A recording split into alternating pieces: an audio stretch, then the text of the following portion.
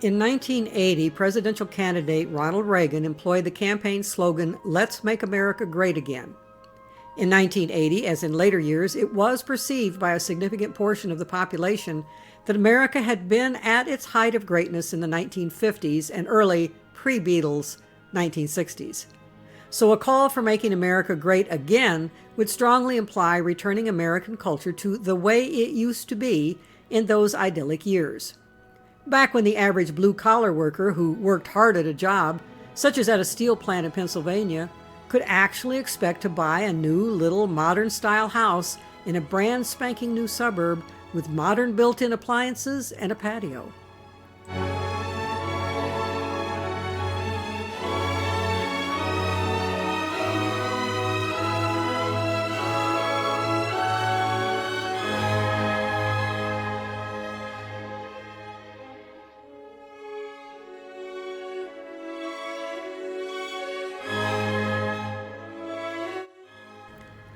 And that diligent worker could expect that when he'd put in his 30 years or so on the job, he'd get an automatic pension from his employer, perhaps even well before age 65, buy his travel trailer, and become a snowbird to Florida. There were likely two main factors that Reagan had in mind to be reflected by the slogan, "Let's make America great again."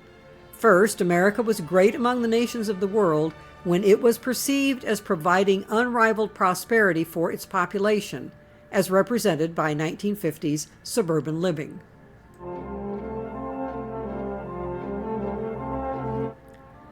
And second, America was great among the nations of the world when it was perceived as providing an unrivaled arsenal for its military.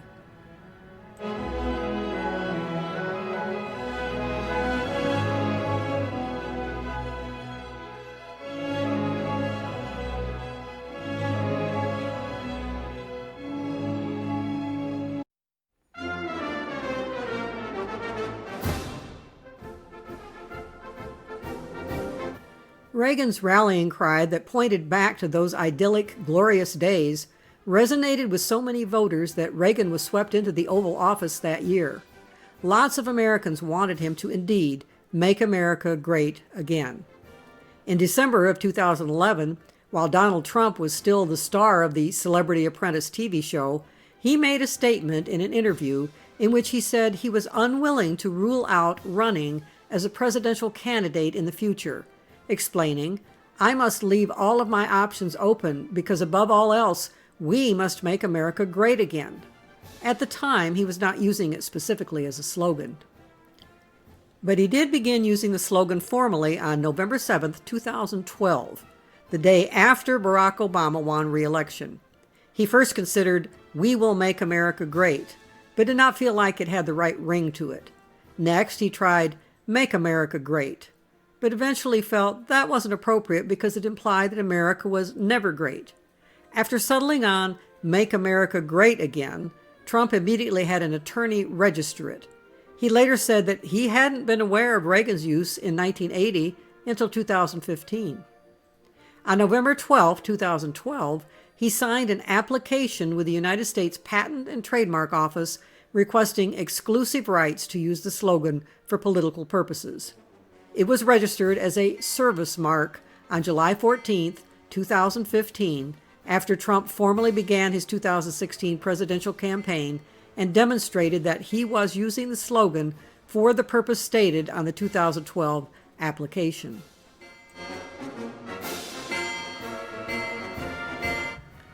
Trump often used the slogan during the campaign, especially by wearing a red ball cap with the phrase in white letters. The slogan was so important to the campaign that it spent more on making the hats, which were sold for $25 each on the campaign's website, than on polling, consultants, or TV commercials. Trump later claimed that millions were sold. By late 2015, it was obvious that once again, as in the Reagan era, the slogan evoked in most listeners a nostalgia for the America of those happy days of the 1950s and early 1960s. A Tennessee candidate for the U.S. Congress, Rick Tyler, particularly made this clear in his own version of the Trump slogan. Tyler commented to reporters that the "Leave it to Beaver, Ozzie and Harriet, Mayberry America of old" was vastly superior to what we are experiencing today. But Tyler pulled no punches. It wasn't just a matter of returning to a society that seemed to respect family values more. He directly connected the greatness of America to one of the most outstanding realities of pre-Beatles America. It was an America where the white race was firmly in control, and where non-whites knew their place, such as in this 1957 photo from Tyler's home state of Tennessee.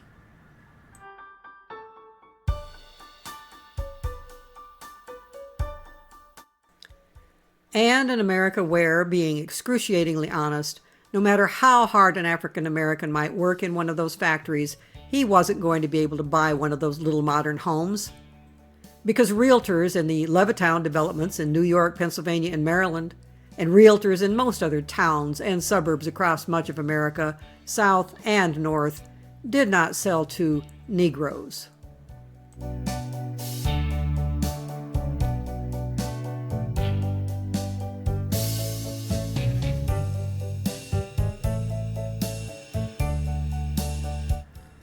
Did a proportion of those who voted for Trump in November 2016 share Rick Tyler's point of view on just what it was about the old great America they wanted to see restored and a renewed great America by a Trump presidency?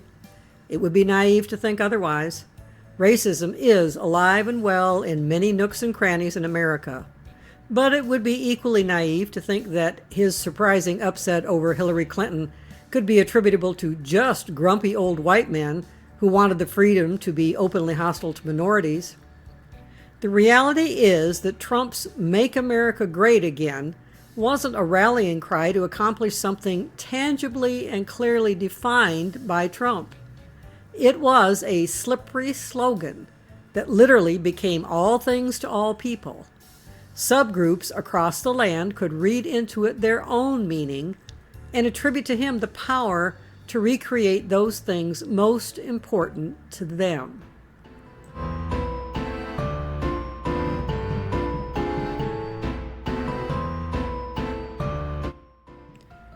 For some, this meant returning to a time before Roe v. Wade made abortion legal in the land. This was particularly significant to many Roman Catholic and evangelical voters, many of whom admitted that they had to hold their nose to vote for Trump because of his obvious character flaws, but did so for the babies, because they were convinced that Trump would be able to appoint the necessary new conservative justices to the Supreme Court who would overturn Roe v. Wade. For others, it meant returning to a time of cultural norms that included societal and even legal sanctions against homosexuality.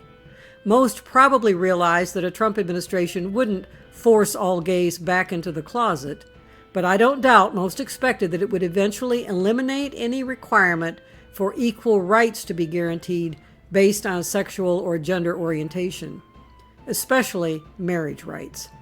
Because again, Trump would be able to stack the Supreme Court with enough new conservative judges who would be willing to overturn the 2015 ruling that guaranteed same-sex couples the right to marriage.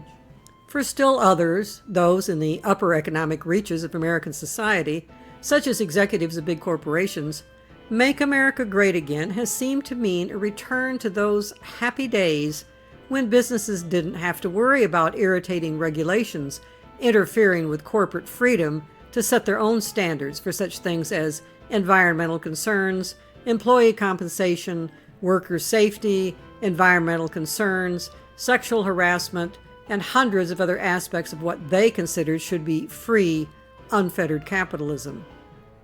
And for a large number, it meant to bring back those well-paying 1950s-style jobs in places like auto and steel factories that would allow them to get back to being able to expect the same kind of relative prosperity and security that let their dads and grandfathers own nice little homes in their mid-20s and become leisurely snowbirds before they turn 60.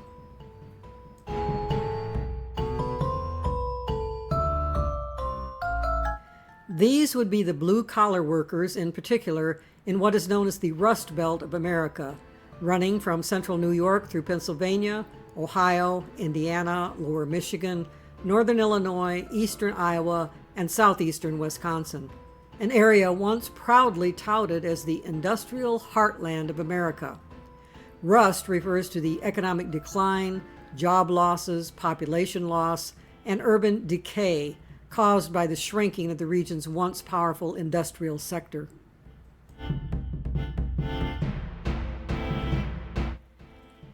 Yes, these groups all were recognized by election pundits as significant in getting out the vote for Donald Trump in 2016. But one group that was missed ahead of time by most pundits, an unexpected voting bloc that startled everyone, was the conservative evangelical Christian vote. Led by a strange brew of shady name-it-and-claim-it televangelists, wannabe prophets and apostles, bombastic, self-proclaimed miracle workers who preside over massive so-called healing revivals, and stodgy Southern Baptist heads of wealthy megachurches. The voting zeal of this group essentially cinched the win for Trump in 2016, and are poised to be a major factor in his hoped-for win in 2020. It is tempting to assume that the convergence of all these groups of people, from out-of-work blue-collar workers to fabulously wealthy televangelists, that seem so unconnected, coming together to elect Donald Trump in 2016 was just a fluke. Each group seemed to be autonomous, only trying to address the narrow, specific interests, needs, and demands of its own constituency. And each seemed to have sprouted and grown up somewhat spontaneously in American society since the 1990s. This is an illusion, though. The elements making up Trump's MAGA base didn't spring out of nowhere. They are the end result of several threads that have been winding back and forth through our nation's past for over a century. And only by understanding that past can we understand the present and future. We've been exploring some of that past through this Strange Brew series. I've been gradually sharing what I have found in my own research as I tried to come to grips with how on earth we got to this crisis moment in our nation's saga.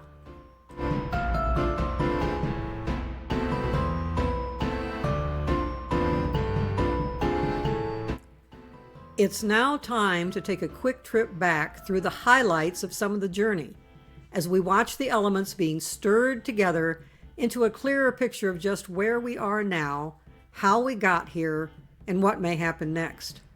When we started this journey with the first Strange Brew episode in summer 2018, I certainly could not have foreseen the incredible crisis of a worldwide pandemic arising in less than 2 years.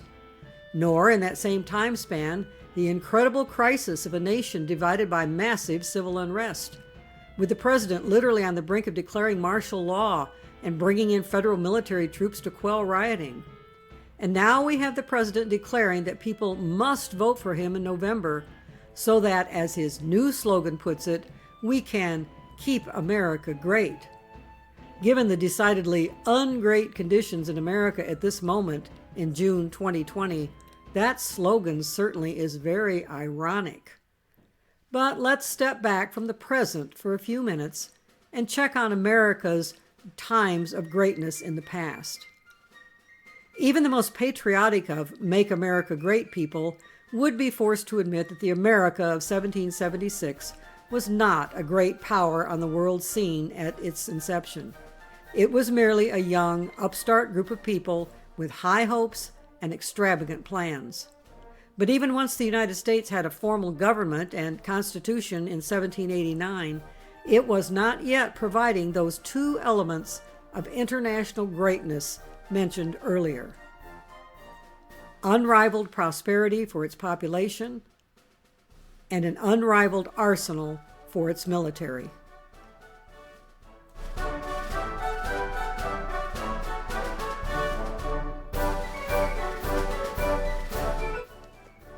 The economies of the states and the financial circumstances of many citizens of the new country were in a shambles at the end of the Revolutionary War. Many members of the state militias and Continental Army had not been paid for their service in the war and came home to face grinding poverty. And the years of the war had left the fledgling nation as a whole and all the individual states with massive war debts and few ways to pay for them, other than to tax, those facing grinding poverty. Following the Revolutionary War, merchants in Europe and America felt a need to rein in the enormous debts they were owed, refusing further loans while also demanding payment in cash for any future goods and services. This demand for hard currency caused a chain reaction, eventually placing the average American borrower under unrealistic schedules of payment given the small amount of cash in circulation. As rural farmers began to lose land and property to debt collectors, hostile sentiments boiled over, especially among those owed payment for military service.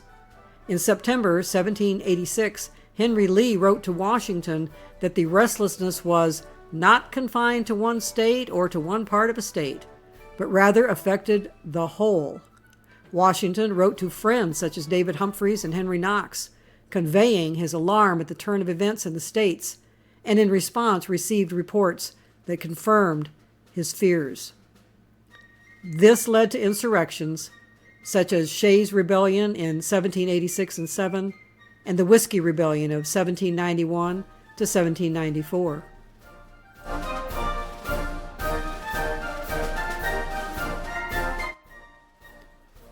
As for military might, although the revolutionary troops had pulled out a victory over the British forces, it was certainly not because the rebelling colonies had a well-equipped military. It was just from sheer willpower to keep fighting, and eventually naval intervention and lots of finance, equipment, and manpower provided by France. After the war, the Continental Army was disbanded, and it was years before the new government could agree on creating a substantial, permanent U.S. Army and Navy ready to fight possible future wars. No, as the 19th century dawned, the U.S. was not a great nation of prosperity and military might.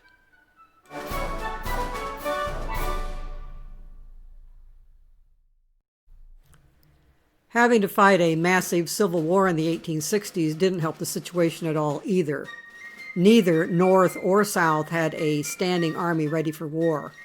And if you've thought that the citizens of the North were all patriotic and enthusiastic about fighting that war, think again. There was violent resistance to submitting to a draft to man the necessary Union Army. The resulting 3 days of draft riots in New York remain the largest civil and most racially charged urban disturbance in American history. Obviously, after the 4 years of the war were over, the economy of the South in particular was almost totally destroyed, especially the transportation systems. There were more than 1 million casualties by the end of the war, and combined deaths of soldiers for North and South were almost 750,000.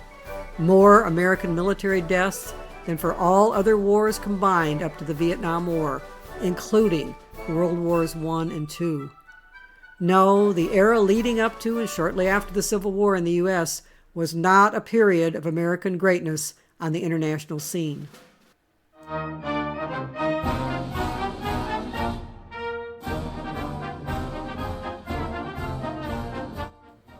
But it was a period that was leading up to an era of such greatness, as it was the era of the rise of the Industrial Revolution, an era of astonishing fertility in America of new inventions and new ways of doing things, an era of ever-increasing mass production of consumer products, and an era of the sort of entrepreneurial wheeling and dealing that led to fortunes being made that could finance the kind of greatness admired by the MAGA people of the 21st century. It eventually led to the era of the robber barons, a small group of men including John D. Rockefeller, Andrew Carnegie, and Cornelius Vanderbilt. A robber baron was typically defined as one of the super-rich American capitalists at the turn of the 19th century who enriched themselves upon the sweat of others, exploited natural resources, and often possessed unfair government influence.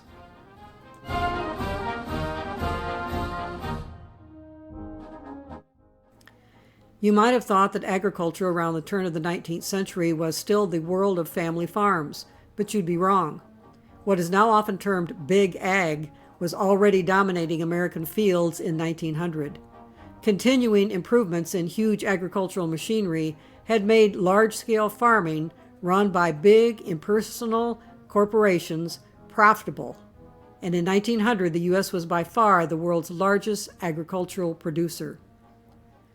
The world's first oil well had been drilled in Pennsylvania in 1859. By 1900, major oil fields were being tapped in Kansas, Illinois, Louisiana, Oklahoma, and Texas. The supply of American oil seemed limitless. John D. Rockefeller's Standard Oil Trust dominated the world's petroleum markets and had a monopoly controlling more than 90% of the nation's refinery capacity, earning it the reputation as the octopus. At the turn of the century, the strength of a nation's industrial capacity was measured by the number of tons of steel it produced. Andrew Carnegie had built the world's largest steel mill in Pittsburgh, Pennsylvania in the 1880s, and by 1900 the United States was the largest steel producer in the world, turning out 10 million tons a year. And along with the rise of the huge steel, oil, and farming industries of the time came the rise of the mass production of consumer goods, from clothing to furniture to toys to musical instruments and far beyond.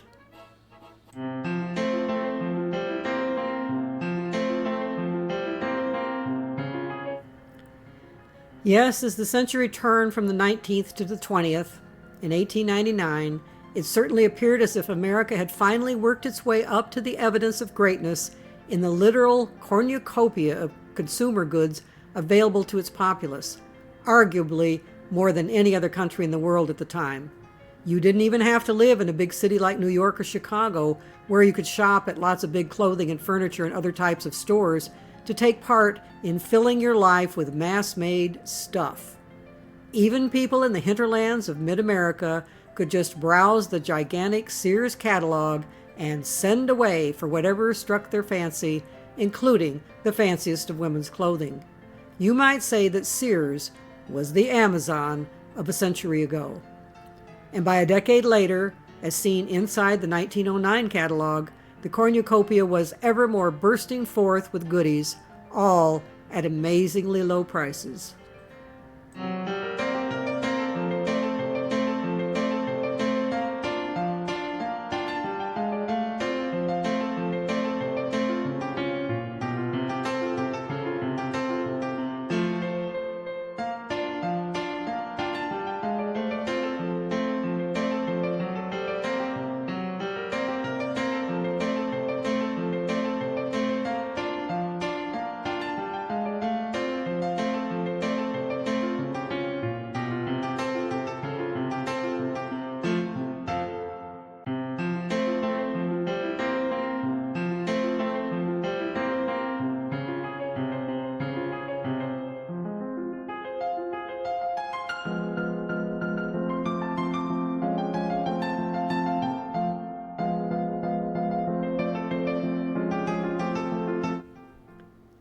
For a short time, Sears even sold its own brand of auto, right from the pages of its catalog.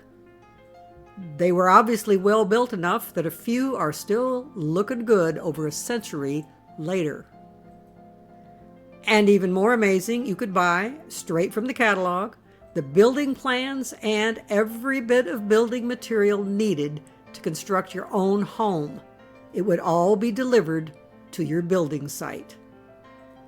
Just add a foundation and hire the manpower to put it all together, and you could have any style house, from a small bungalow to a veritable mansion.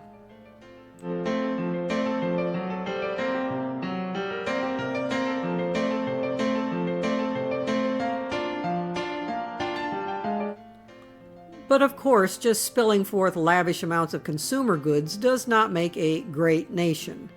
Having a reputation as a great nation also takes brandishing a lavish amount of military power. So in 1898, President McKinley got busy making sure the world would take notice of America's growing military power and imperialist aspirations. On April 21st, 1898, he declared war with Spain, a simple little 16-week war that would bestow on America far-flung possessions and a reputation as a world power. The war ended on August 13th, and by August 14th, the American press was bragging about how far the American eagle was now spreading its wings. Political cartoons of the time made much of how seriously Uncle Sam was taking his responsibilities to civilize the heathens in the U.S.'s expanded empire. And the cartoons also made much of how much pride the country took in its new reputation as a military power to be reckoned with by the rest of the world.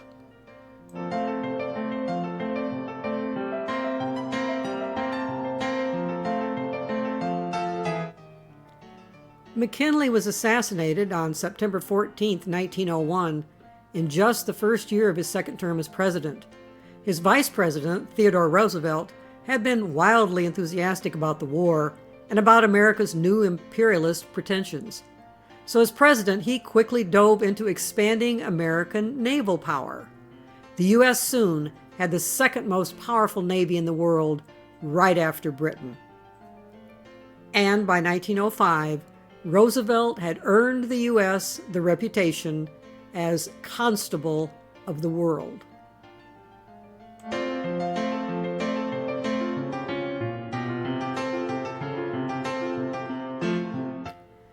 In order to make sure every nation around the world understood just how big and powerful the U.S. now was, Roosevelt planned an elaborate publicity stunt. He would send a flotilla dubbed the Great White Fleet, consisting of 16 huge steel American battleships, along with many smaller vessels in tow, all manned by 14,000 sailors, on what he dubbed a peace voyage around the world.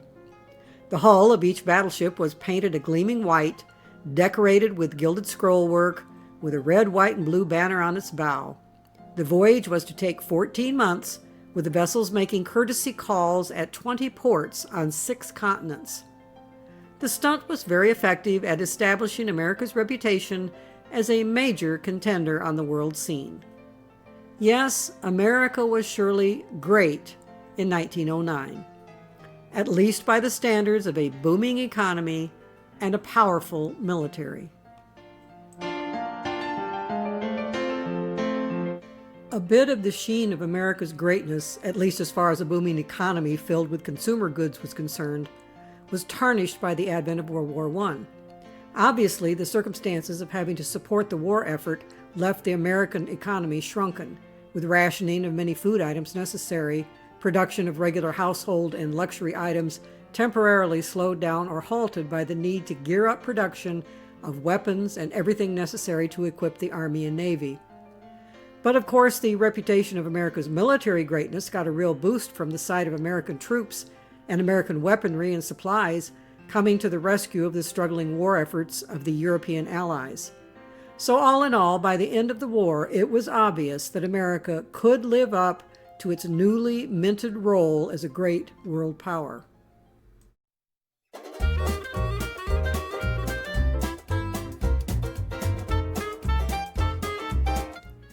And with the advent of the Roaring '20s, the economy came roaring back, with the cornucopia of consumer goods spilling out in greater and greater abundance.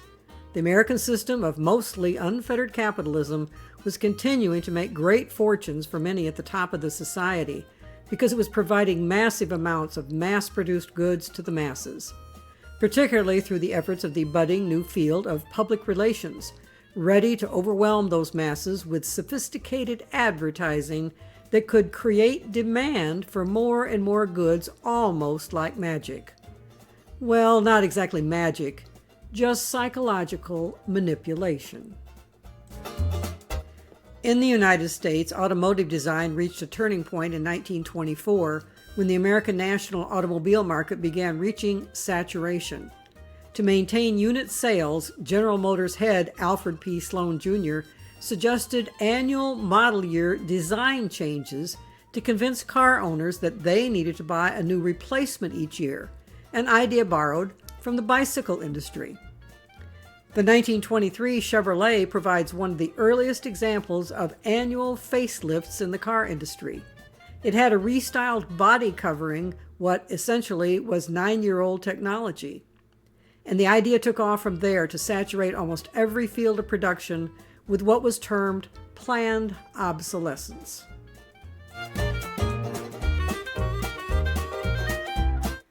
As one advertising guru later put it, planned obsolescence is instilling in the buyer the desire to own something a little newer, a little better, a little sooner than is necessary.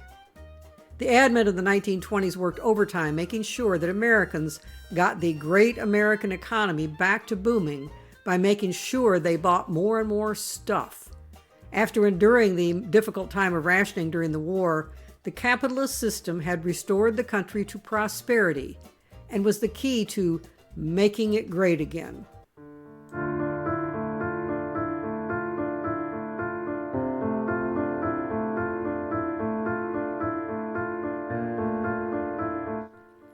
And then it all came crashing down, literally. And suddenly vast numbers of people began not caring what color car or style of washing machine to buy next. They weren't even sure they could buy enough groceries to feed their family for the next day. Obviously, the stock market crash had not been the fault of the lower and middle classes. Stocks didn't drop because those people weren't working hard enough. They were able and willing to work. They needed the income from work. But with the big corporations closing down, work became scarcer and scarcer. The conclusion most people came to was that the collapse of the American economy was somehow caused by the economic and financial system undergirding the economy, connected with the big money capitalists making decisions about running their corporations. Could it be that unfettered capitalism was not the great benefactor of the American people that it had seemed in previously prosperous times? Could it be that some changes needed to be made?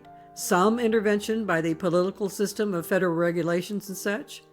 Could it even possibly be that such factors as greed might need to have some restraints, some fetters put on them?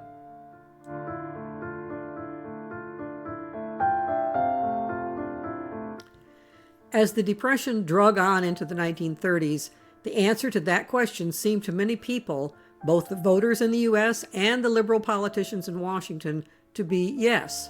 So they supported Franklin Roosevelt's efforts to establish some such restraints. And the war was on, long before World War II started, the war between big business and the New Deal. Both had a goal of making America great again, like it had been before World War I, but their proposed methods were entirely contrary to one another.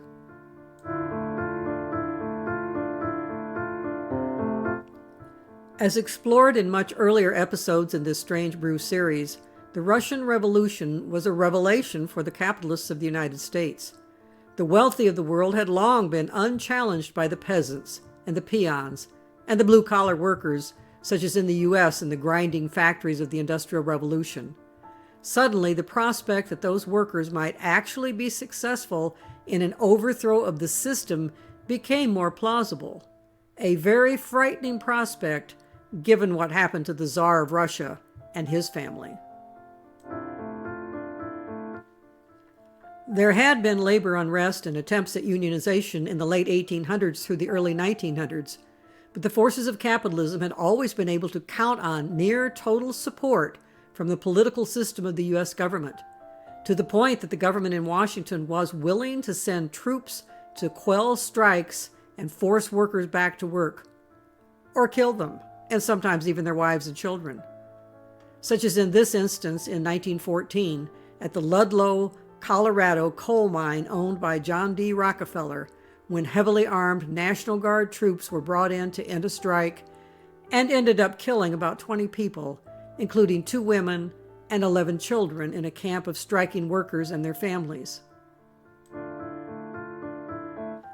But as the Depression drew on, corporate leaders were discovering that the new government of Franklin Roosevelt was more than willing to side with workers in some disputes, and that the public itself was more and more agreeable to challenges by labor against industrial might.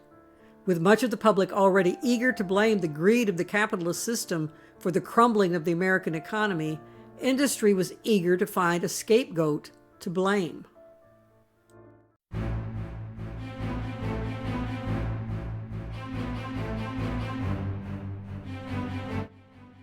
As also outlined in earlier Strange Brew episodes, it wasn't long after the Russian Revolution before industry found its scapegoat in the looming ogre of communism.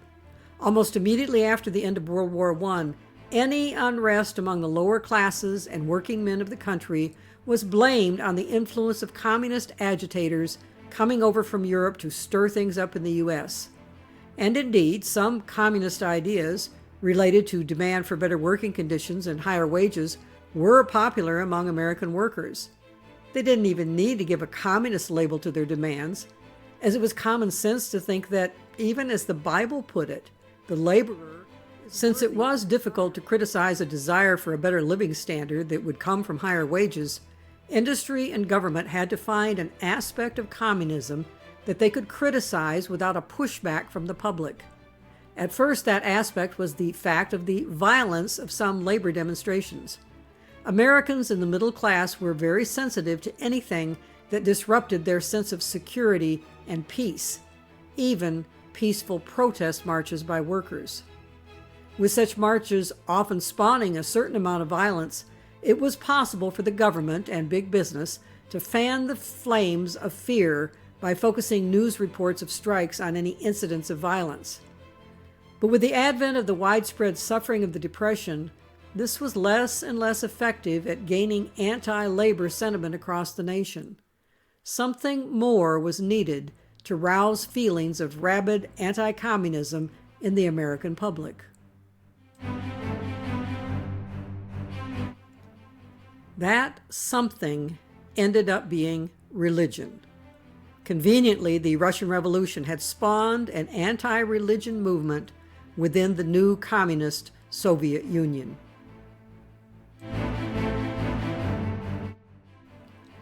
In November 1917, within weeks of the revolution, the People's Commissariat for Enlightenment was established, which a month later created the All-Russian Union of Teachers Internationalists for the purpose of removing religious instruction from school curricula. Lenin's decree on the separation of church and state in early 1918 deprived the formerly official church of its status of legal person, the right to own property, or to teach religion in both state and private schools, or to any group of minors. The decree abolished the privileges of the church and thus ended the alliance between church and state. The clergy openly attacked the decree. The leadership of the church issued a special appeal to believers to obstruct the enforcement of the decree. In addition, the decree on the separation of the church from the state and the school from the church also determined the relationship between school and church. School shall be separated from church, the decree said. The teaching of religious doctrines in all the state and public, as well as private educational institutions where general subjects are taught, shall not be permitted. Citizens may teach and be taught religion in private. Patriarch Tikhon of Moscow excommunicated the Soviet leadership on January 19, 1918, for conducting this campaign. In retaliation, the regime arrested and killed dozens of bishops, thousands of the lower clergy and monastics, and multitudes of laity. The seizing of church property over the next few years would be marked by a brutal campaign of violent terror. Archbishop Andronik of Perm, who worked as a missionary in Japan, was shot after being forced to dig his own grave. Bishop Gurmagan of Tobolsk, who voluntarily accompanied the Tsar into exile, was strapped to the paddle wheel of a steamboat and mangled by the rotating blades.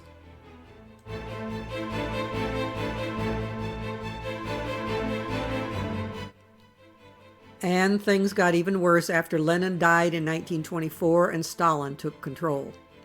By 1928, Stalin had instigated anti-religious education beginning in the first grade. Official Soviet propaganda insisted only backward people believed in God. In order to remove any evidence contrary to this notion, the government conducted a massive purge of Christian intellectuals. Most of them died in the camps or in prison. In the years from 1917 to 1935, 130,000 Russian Orthodox priests were arrested, 95,000 were put to death, executed by firing squad.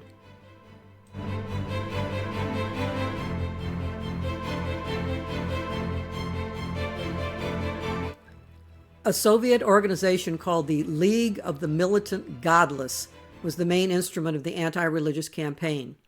It was given special powers that allowed it to dictate to public institutions throughout the country what they needed to do for the anti-religion campaign.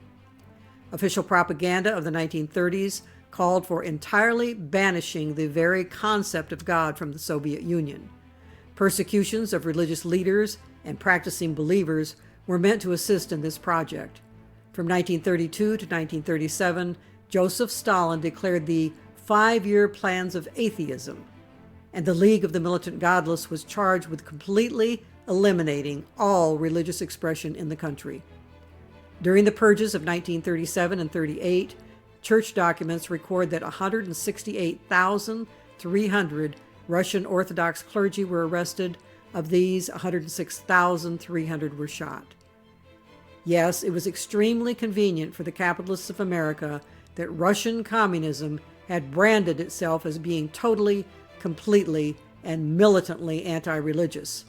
While many Americans could be very pro-labor and could care about decent wages and working conditions of men in the factories and mines, most would not look kindly on criticism of Christianity.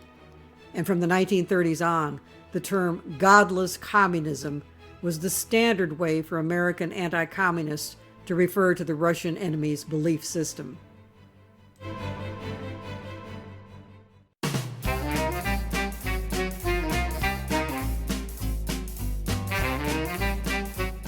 Even those Americans who weren't all that religious themselves had a basic notion that at least some sort of generalized believing in God was the accepted norm, and that Christianity was basically good for people. And of course, American culture was filled with what might be referred to as a sort of homogenized Christian civic religion. Christmas and Easter were definitely national holidays, and Christian iconography was everywhere. So although the main concern of most capitalists was a desire to protect their economic system and their profits from a challenge by even the mildest of regulatory encroachments such as minimum wage standards, which they attacked as a slippery slope to communism, they realized by the late 1930s that the public relations value of focusing instead on the danger of communist atheism was far greater.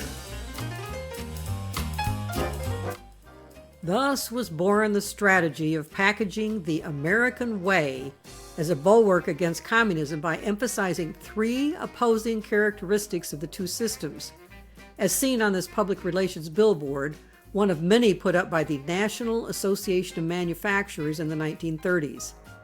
They thus were able to subtly indoctrinate the public with the notion that these 3 characteristics were a complete package that should not be separated, as seen on this chart. Do notice 2 things about this chart. The word capitalism never showed up in this public relations push. The titans of industry very early decided that the words capitalism and capitalists were just too in your face.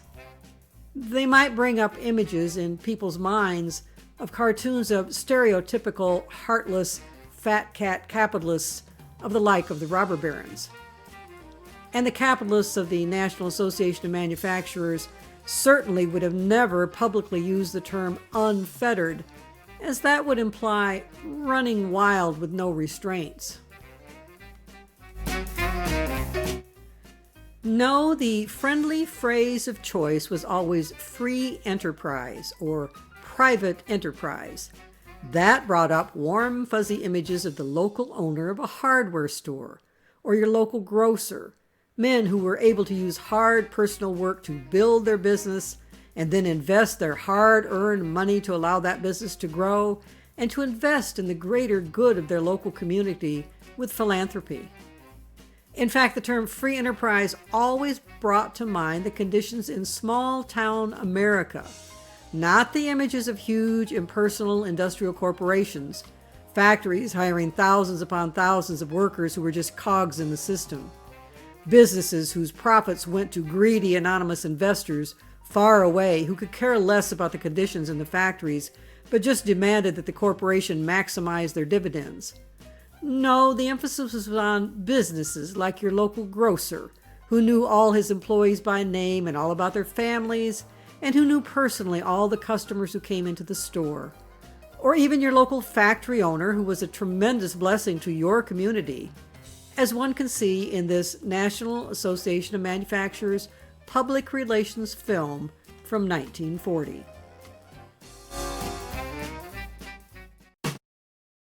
Well, son, a lot of folks think it would be fun to destroy all that the factory stands for. But you see, that factory made your town, and when you're working against that factory, you're working against your own best interests. Gee, Gramps, I never thought of it that way before. Why, when you try to tear down industry, you're working against the very scheme of things that built 1,000 or 10,000 towns like ours and made this country what it is. You mean even places that don't have factories? I certainly do. Whether a town has grown up around one factory like ours, or whether it hasn't any factories or 50 factories, the principle is the same, Jerry. The well-being of all our people depends on some productive enterprise somewhere.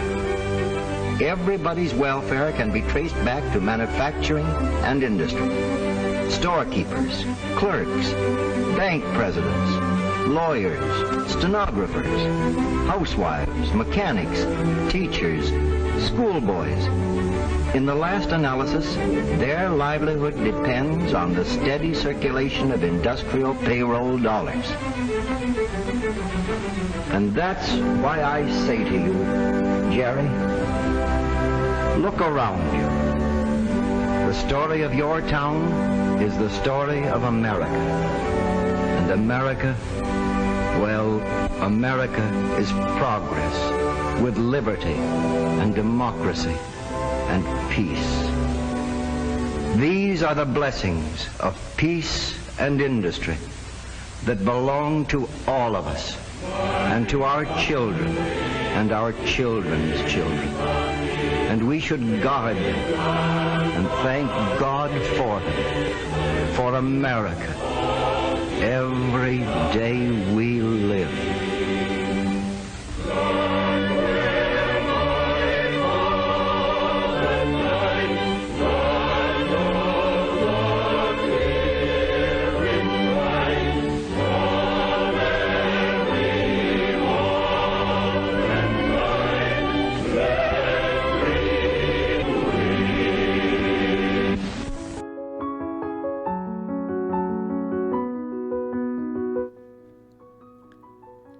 And there's one last thing about this chart.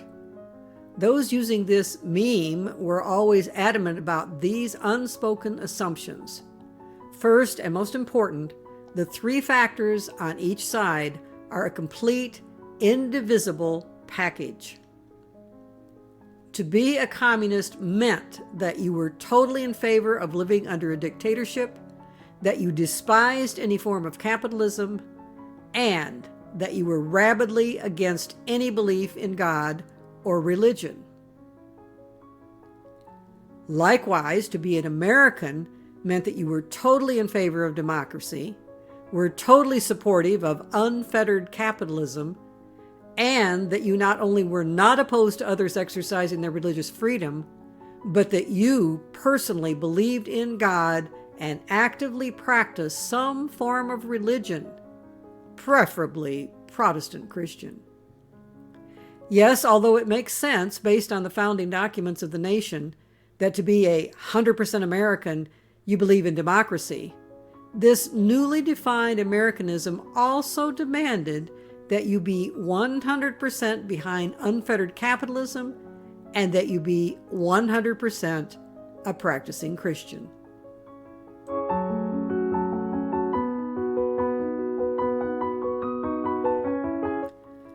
Oh, a grudging exception was made for Jews, who were allowed to have their own holidays and customs and do their own thing on their Saturday Sabbath. But that didn't mean that they had 100% American rights. It was clear up into the 1960s before Jews were allowed in some exclusive settings in America. And although another grudging exception was made for Roman Catholics, they too were not accepted as being 100% American by many people, but were suspected of having an allegiance to the Pope that came before their allegiance to America. Even the presidential campaign of John Kennedy in the 1960s was still tainted by these fears about Catholics. This 1961 newspaper article is about the fact that the Christianity Today magazine was speaking out against the election of a Roman Catholic president. Do note that Christianity Today was founded by Billy Graham in 1956, and in 1961, Graham was a contributing editor.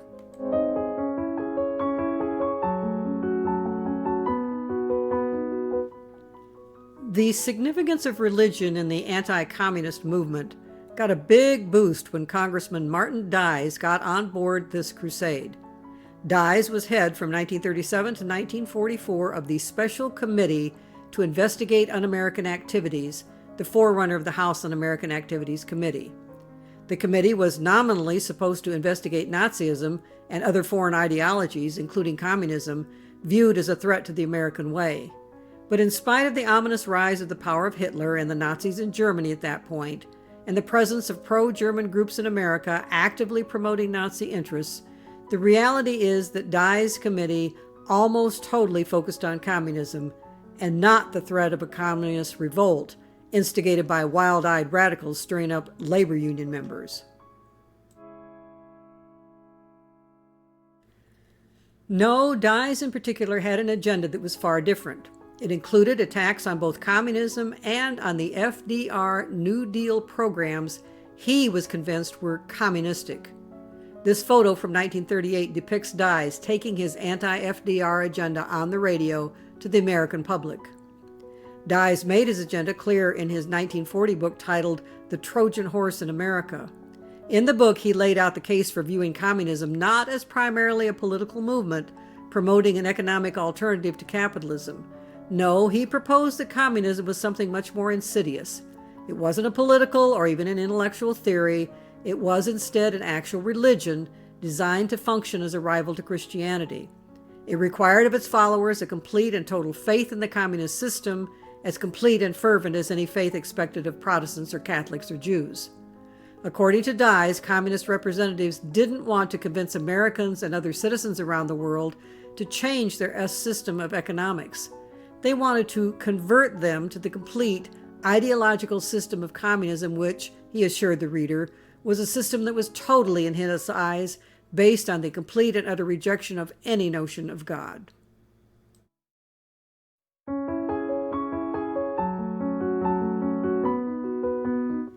This was a notion that certainly had a basis, as you can see from these Soviet anti-religion posters at the time, that mocked all three major religions, from Christian to Jewish to Islam. But Dies' concern wasn't Russia, it was America. And he insisted that any adoption of any ideas or practices of communism, such as government protection of the rights of workers or Social Security for old folks, would lead directly to letting rabid anti-religious sentiment into America.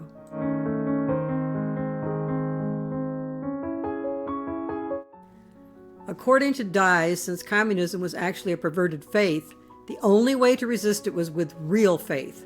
As Joel Herzog put it in his book, The Spiritual Industrial Complex, for Dies, Judeo-Christianity offered the best possible counter to the grotesque illusion of communism, since it rested on four essential moral propositions: God as the grantor of freedom and sustenance, a respect for individuals because they're created in God's image, God as the only basis for a just and peaceful society, and a belief in spiritual rather than material forces.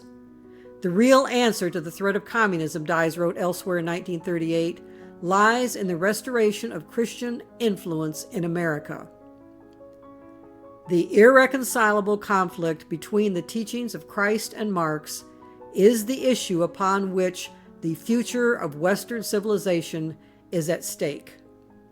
By the time Dies wrote his book, the idea of using religion to counter communism was already percolating in other circles, and it bubbled over into the big time in December of the same year Dies' book hit the bookstores, a year before America entered World War II.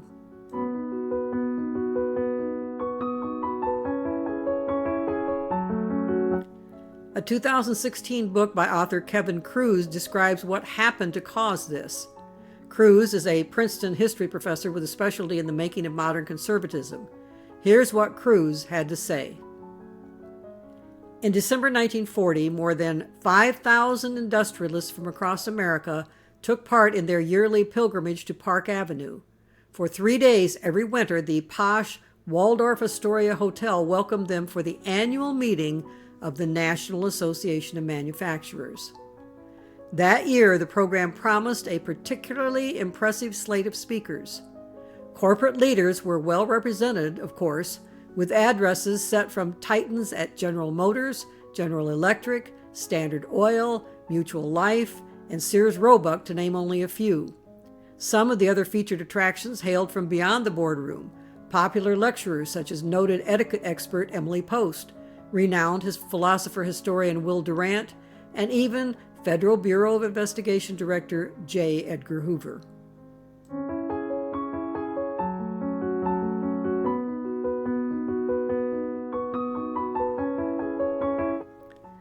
Tucked away near the end of the program was a name that few knew upon arrival, but everyone would be talking about by the week's end, Reverend James Fifield, Jr. And what was Fifield's electrifying message? Cruz describes it this way. Decrying Franklin Roosevelt's New Deal's encroachment upon our American freedoms, the minister listed a litany of sins committed by the Roosevelt administration, ranging from its devaluation of currency to its disrespect for the Supreme Court. He denounced the rising costs of government and the multitude of federal agencies attached to the executive branch, and warned ominously of the menace of autocracy approaching through bureaucracy. His audience of executives was stunned. Over the preceding decade, these titans of industry had been told time and time again that they were to blame for the nation's downfall. Fifield, in contrast, insisted that they were the source of its salvation.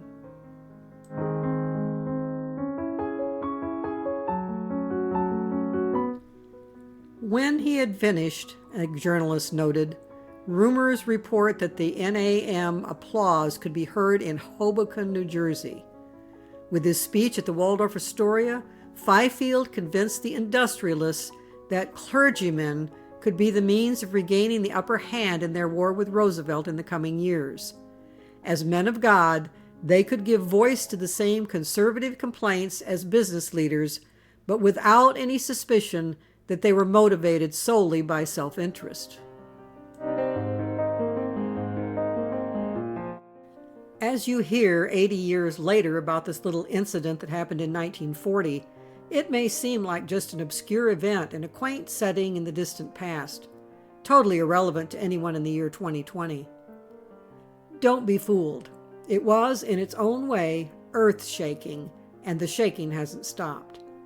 We felt an aftershock of this long-ago historical event in America in 2016, as Donald Trump, best known as a casino owner and a sleazy reality TV show actor, sitting in a big burgundy leather chair at a big desk in a fake office and saying, "You're fired," to celebrity apprentices, shockingly won the presidential election. Overnight, he went from a lifelong habit of hanging out and partying unreservedly with people such as porn stars like Stormy Daniels and sex offenders like Jeffrey Epstein and big-time wrestling promoters like Vince McMahon, to sitting imperiously in a big burgundy leather chair at a big desk in the most powerful real office in the world, with access to the so-called nuclear football that could plunge the U.S. into a third world war, with the power to do just about anything his heart desires, to act immediately on any whim that takes his fancy, with no repercussions to himself, but whims which often yield repercussions that echo across the nation.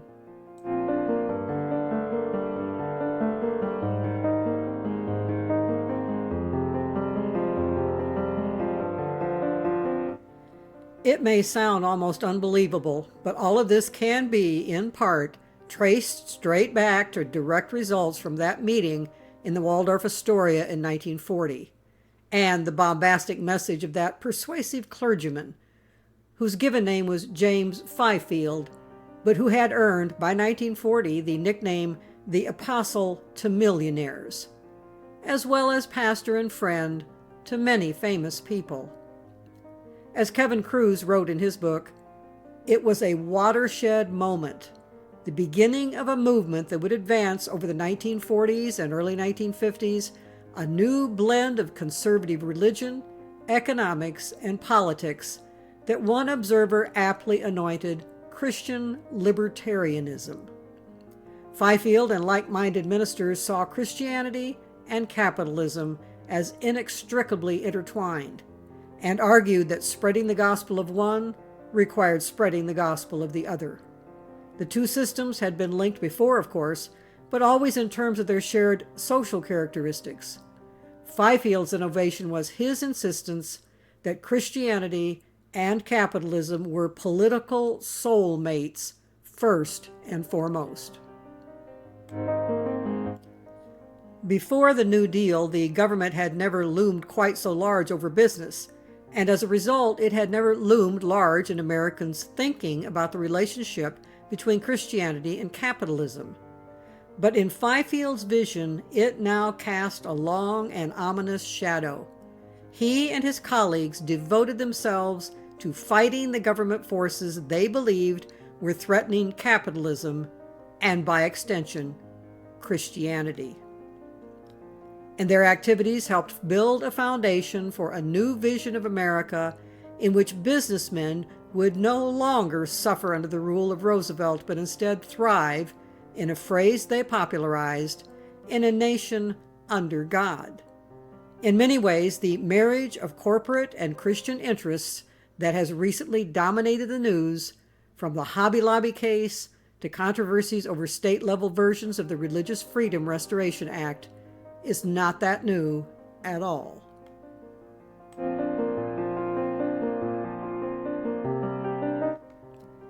Yes, James Fifield and his clergy buddies wanted to make America great again.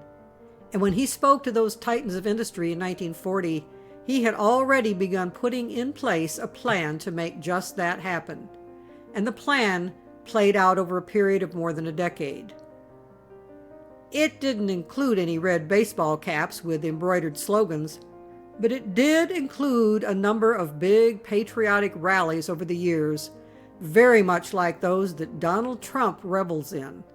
For instance, in 1951, Fifield and his buddies organized a group called the Committee to Proclaim Liberty, which engineered a nationwide celebration leading up to and including the 4th of July with the theme of Freedom Under God. The Freedom Under God festivities reached a crescendo with local celebrations on the 4th of July. The Committee to Proclaim Liberty coordinated the ringing of church bells across the nation, timed to start precisely at noon and last for a full 10 minutes. Cities and small towns across the country scheduled their own events around the bell ringing. In Los Angeles, for instance, the city's Civil Defense Agency sounded its air raid sirens in the first test since their installation, resulting in what one newspaper described as a scream as wild and proud as that of the American eagle. As bells chimed across the city, residents were encouraged by the committee to open their doors, sound horns, and blow whistles and ring bells as individual salutes to freedom. After the bell ringing, groups gathered in churches and homes to read the preamble together. Both Mayor Fletcher Boren and Governor Earl Warren, like their counterparts in many cities and states, issued official proclamations that urged citizens, in Warren's words, to spend the day reflecting upon the blessings we enjoy through freedom under God.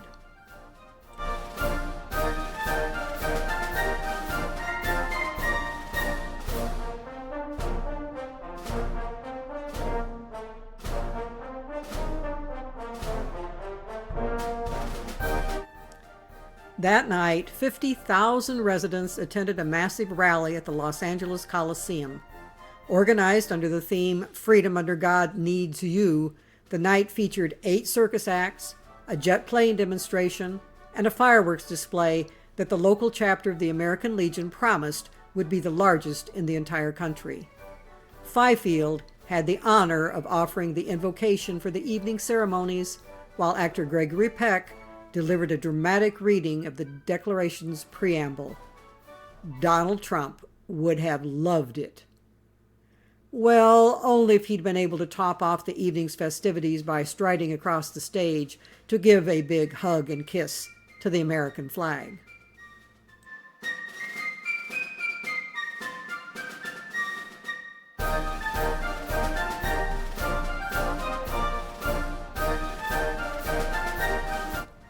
In coming installments of this Strange Brew series, we will lay out the direct path that led from the efforts of Christian libertarians of the 1940s and 50s and 60s straight to Donald Trump's conservative evangelical base of the 2020s. And we will see how Fifield's insistence that Christianity and capitalism are inevitable soulmates plays out in the 21st century. But there are a number of other ingredients in the strange brew that has been stirred up to empower Donald Trump's hold on the American presidency. We need to add those ingredients and stir them in at this point also.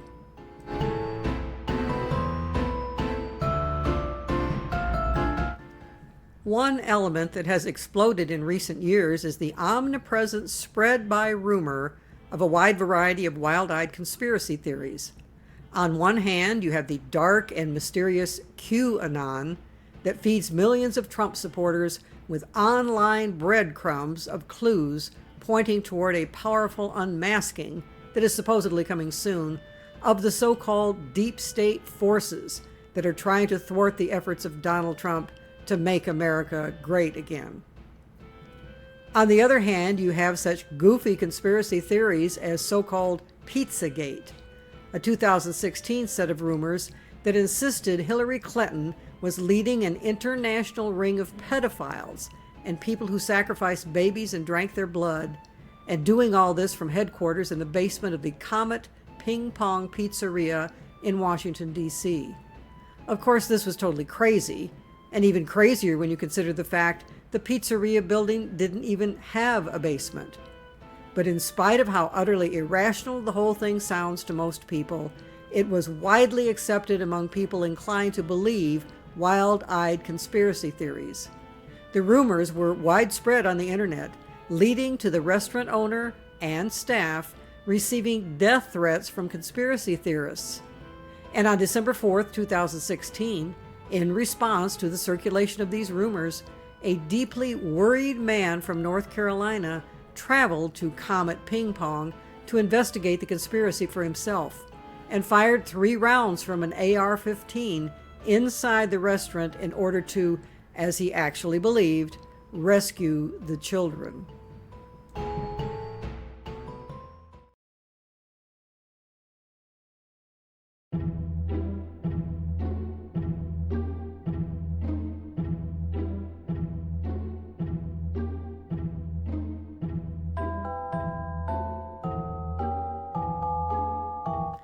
You might think that rumors about political conspiracy theories are a modern phenomenon, just fed by the instant communications made available by the internet and social media.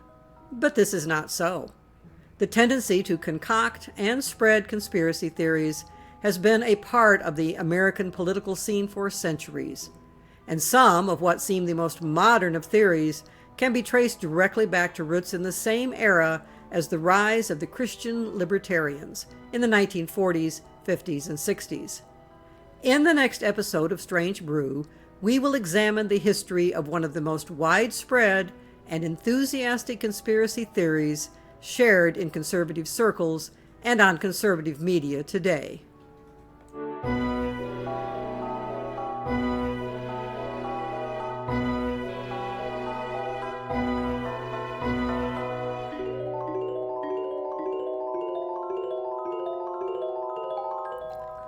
How the liberal Grinch Stole Christmas.